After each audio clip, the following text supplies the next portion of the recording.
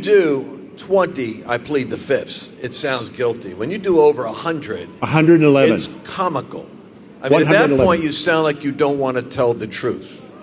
And you're not even willing to defend yourself. You're not even willing to defend the proposition.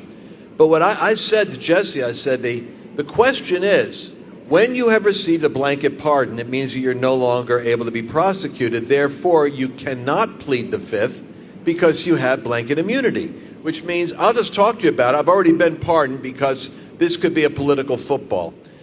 He's clearly in a dangerous place where if he says the truth, he might open himself up to criminal conditions that violate even the blanket pardon. Wow. So, for instance, one of the things that Robert Kennedy said, which is in classic Kennedy legal accuracy, he said, you know, the most damning thing that Fauci did was because the pharmaceuticals would get paid so long as there was no other remedy on the market, and therefore the vaccines could go out there and be the answer, they had to discount ivermectin and hydrochloroquine. Yeah. What is it? Hydrochloroquine. Hydrochloroquine. They had to do hydrochloroquine, and they had to do this in order to remove them as therapeutics, Yeah. so that they could collect the money. But they knew that they worked, and they knew that they had efficacy. But therefore, they vilified them and denied people's access so they can make money off the vaccines. And that's the part that's coming out, along with the fact that they clearly knew that this was a COVID leak from a lab in China, and he had the information on it and lied about it. That's one of the things that he's dancing around.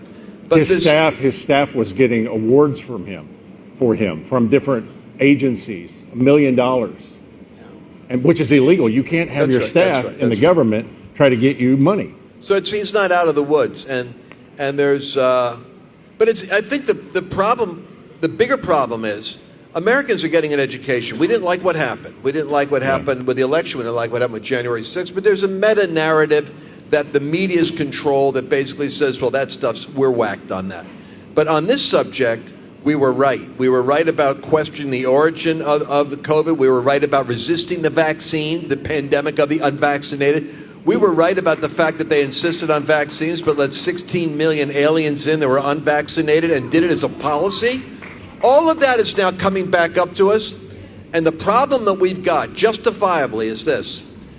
All right, we know stuff goes wrong, but when there is no accountability and it's in front of the nation, and the political apparatus, which supposedly is supposed to resolve it, is made a mockery of, that actually produces a greater frustration in the American public.